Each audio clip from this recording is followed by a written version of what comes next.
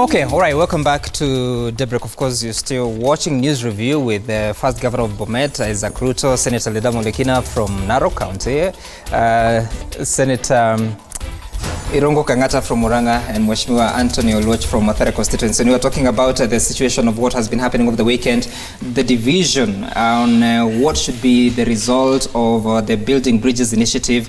Raila Odinga feels that we need to review the law, and quite a host of legislators within ODM, but William Ruto feels it's time to focus on what else this country in as far as service delivery is concerned. I don't know what your thoughts are in as far as this is concerned.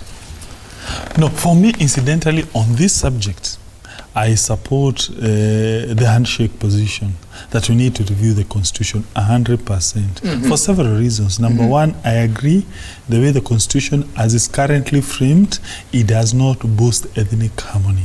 Why? In what sense? And how do you correct that? No, Article 138 sub Article 4 is the one that sets the winning threshold for a person vying for a presidential position. What it has given, the kind of incentives it has given to politicians is to form what we call two major ethnic coalitions. And therefore, that can easily balkanize the society. We may go to what we call a binary state, like Czechoslovakia, where there were like two ethnic groups in one country, which ultimately broke up. Right. So for me, we need to tinker with that article so that maybe the person who wins either gets what we call a supermajority win, so that maybe we put it maybe to 60%. Yes, supermajority, maybe 60%. In fact, I'm doing a PhD on that subject, and I'm proposing maybe we put it at 60%. The other alternative maybe we do, although it has its own major demerits, we create what we call a constitutional democracy. A constitutional democracy is essentially is a grand coalition, the one that was obtaining between 2007 and 2013, like what it obtains in a place called Lebanon, or in Northern Ireland, or in other ethnically divided society. But the problem with constitutional democracies, they tend to be expensive, they tend to embed ethnicity. For me, the best case scenario would have been to push up the threshold that is provided for in Article 138 sub Article 4. Apart from that, I am what we call a conservative Christian, in the sense that I have seen courts interpreting in a very liberal manner Article 27 of the Constitution, allowing same-sex relationships, and for me, we need to change that, so but that we clearly in law does it allow that? No, we have seen there have been a case in court where they interpreted Article 27. The Constitution of 2010 does not expressly support that. No, you know what they do? There's something we call interpretation. How do you interpret Constitution? So, and again, the Constitution itself says that you need to interpret the Constitution in a progressive, liberal, democratic manner. So they go outside, they get those values from South Africa, they go to America, they implant that interpretation model here, and then that then opens so up for you, your key issues is the threshold of becoming a president at an election. And Article 27, so that we don't have, I have a strong objection on that issue, and it needs to be expressly disallowed in Article 27 of the Constitution. And of course, and finally, the issue of making the Constitution less expensive. Some of the commissions needs to go away. They are superfluous. They don't add any value to this country. Do you have specifics on which commissions these are? There are several. I will not have to mention, but there are several that, for me, either they consolidate. A good example, let me give you. There's no need for us to have a gender commission and a Kenya National Human Rights Commission. For me, gender issues are human rights issues. You need to amalgamate those two commissions, because the whole idea of gender issue is human rights. So that is one of the commissions that can be amalgamated. Apart from that, there are others that also we can do. All right. Senator Lekina, are you convinced to need to look at the law and change a few things, or are we good as we are to carry on with service delivery? I still believe that we have a good constitution. However, there are a few things that we can be able to have this conversation with Kenyans on why we need to change them. Number one, we need to look at the way we elect our leaders.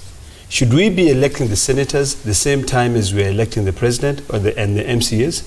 My position there is no. I think we need to stagger these elections. We need to be able to have a continuity. Number two, we definitely have to make the Senate the upper house. And the reason why, the true upper house, even right now the Senate is the upper house, but we need to make it really, to clearly... Of course that is let me just, and the reason why the National Assembly tend to think that they think that they are the nation is because they oversight the national government. But you see, county government is where everything is happening. When you look at even systems of governments, even here closer to Kenya, like in Rwanda as an example, the election process there is not winner take all. When you look at the President Kagame's government, the constitution there only allows him to have 50% of his political party in office, where the cabinets, he can only have 50%. The other 50% come from the opposition. We can actually be able to look into that system. When you go to Northern Ireland as an example, where they have been having a lot of divisive politics, you know, the divisiveness in Northern Ireland is worse than here in this country. They have a system which is not across the entire United Kingdom, where the elections there is on a first preference basis. Those are some of the amendments we need to do, where you group up. ODM can nominate 3 or 4 people in a region. The Jubilee Party nominates another 4 people. And then electorates there are told, go vote on a first preference basis. Who would you want as number 1, number 2? And then every vote count. That way everyone feels included. And then the last one is that we need to really instill a lot of civic education in our constituents. During the break, I was telling you, very few people read the Constitution. You know, a lot of people who are educated did not read the Constitution. Right. It is the same problem we have now in Parliament, where in the National Assembly or in the Senate, particularly in the National Assembly, where when a bill is coming before the floor of the House, the National Assembly members do not read that bill. And then they just become voting machines. And then later on, you come out and say, this 1.5%, the National Assembly is this 1.5%, which was put in to be deducted from salaries, it cannot happen. Why did you pass it in the first place? Number 2, I was so happy when we looked at the issues of the VAT, but there are certain things that we need to be able to, sort of like look at the laws, see in terms of the Constitution what we need to change. Okay. I'm not convinced that we need to overhaul the entire Constitution. I think there are certain provisions that we can begin the process. Right. Public participation, get the people to know. We have certain legislation that we're coming up in the Senate, which requires the citizens to be part of the formulation of the budget so that they know how they are spending their money. All right. Governor Ruto, you appear to support the handshake and the building bridges initiative. But of course, we have not had a very pleasant experience with politicians. How do you ensure that even as there is that push that it should end up with review of the law, how do you ensure that the agenda is not overtaken by political interest and essentially it is about the Mwananchi? First of all, I want it clearly understood. When we talk about the handshake, to me, it should be a culture in which we respect results after every election. That the president can shake hands with his opponent and Kenya moves on. Everyone, including the senators, saying okay with their competitors and letting Raia relax and wait for the next election 5 years down the line.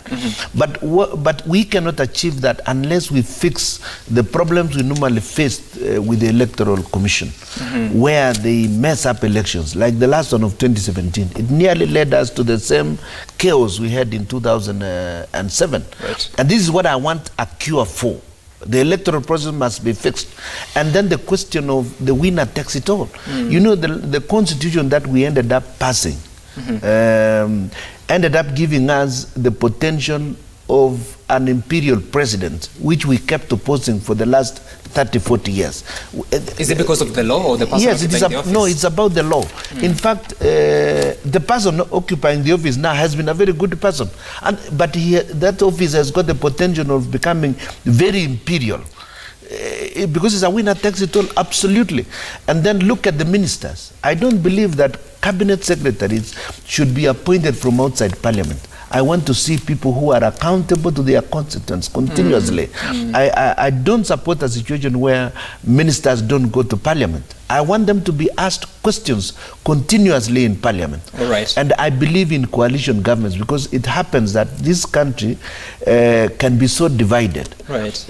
And a winner takes its own situation in which you lock out, if the Kikuyu, Kalenjin meet together, they can lock out the rest.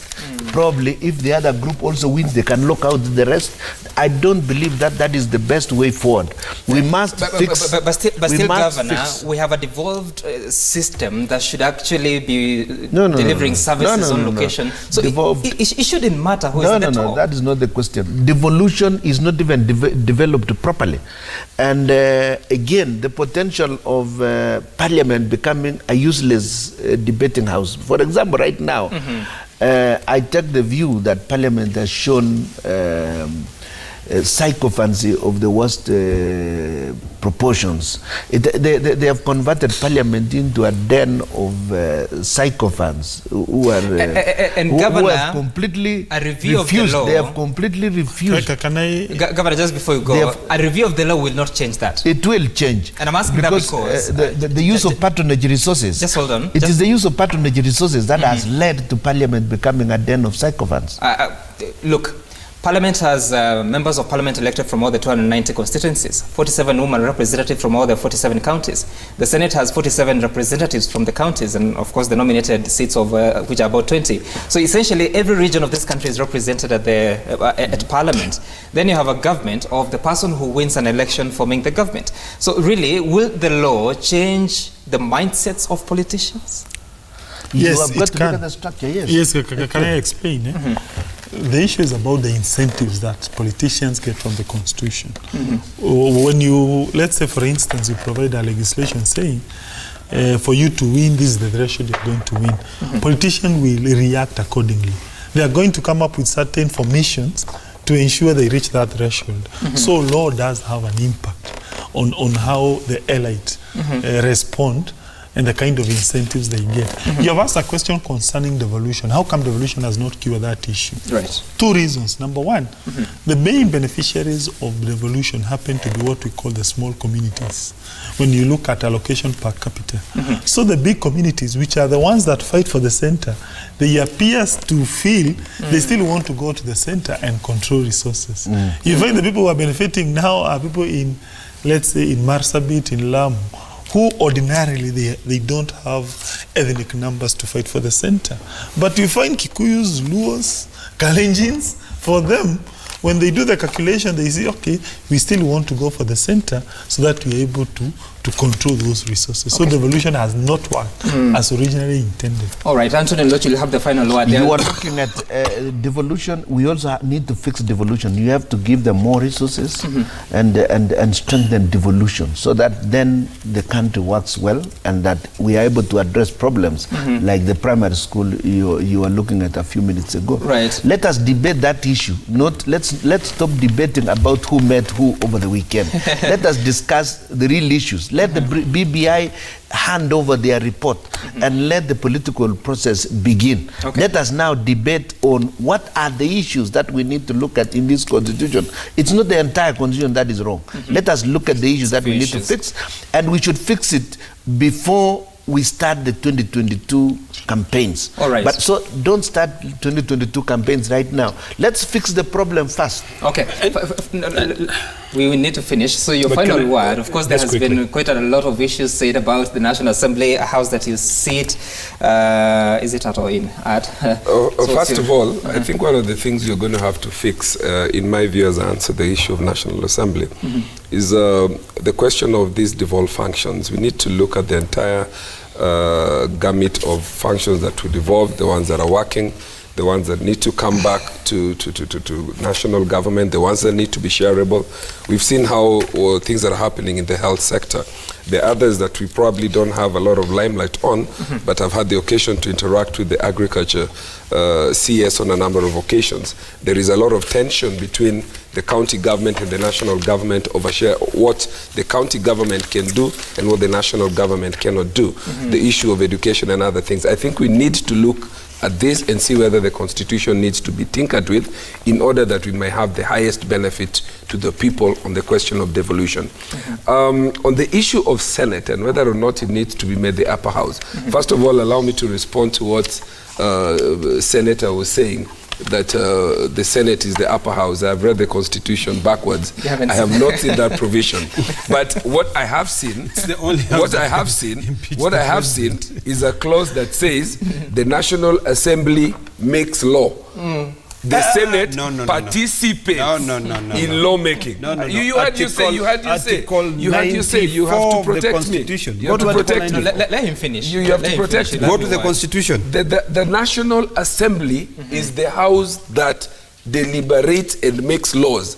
The Senate participates. They observe, they participate in lawmaking. And then there is another clause that also says... That's why we need to fix it. There is another clause that says that the Senate... I wish you're telling me which article you're Yes. I can make reference if you allow me to go through it. Please do it. But on the question of money bills, the National Assembly is the only house that makes anything that has a money effect. You get my point? And the Senate does not have a similar power. So in terms of power as to who is the upper house or the lower house, I think the Constitution kind of expressed itself. Okay, you know, let me tell you. I got it. Let me help you. Yes, the National Assembly, where is that? The National Assembly enacts legislation in accordance with Part 4 of this chapter. The National Assembly determines the allocation of national revenue between the levels of government. It appropriates funds to expenditure by the national government, and the national state organs exercises oversight. Then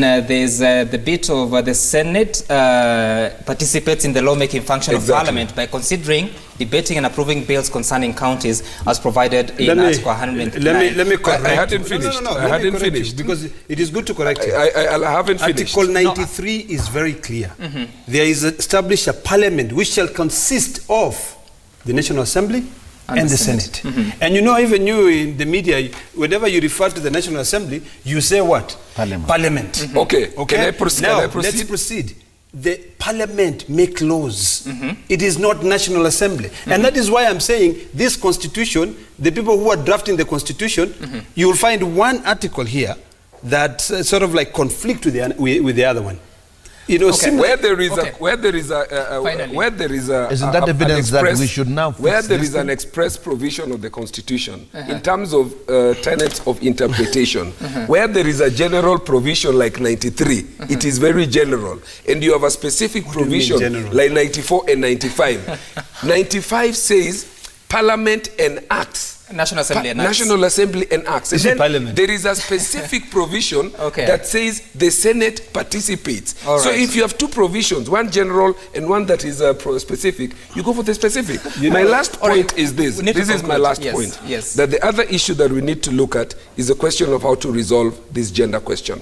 And my way of looking at this is that we need to tinker with the provision of the Constitution that lays emphasis only on 2/3 in relation to elective positions. We need to look at the overall non-elective positions, the ones that are in the executive and the ones that are in the elective positions. Thank you so much, Anthony Oloch. Of course, it's a debate that we cannot conclude here. Governor Ruto says that the more reason why we need to review the law, because National Assembly enacts legislation, the Senate participates in enacting bills that are affecting counties. So we'll have another day to talk about that. This does not end. Of course, we've seen the effects of that, including now that we have a situation with the Division of Revenue bill. The National Assembly has taken recess. We don't know whether mediation will be done in good time to ensure that by the time that we have the next financial year's budget, all these issues have been resolved. Thank you, gentlemen. First Governor of Bomet, Isaac Ruto, Senator Ledamo Lekina from Narok, Senator Irongo Kangata from Murang'a, and Mheshimiwa Anthony Oloch from Mathare constituency for making time for us. We now take a break, but before we do so, Kimani Mbugua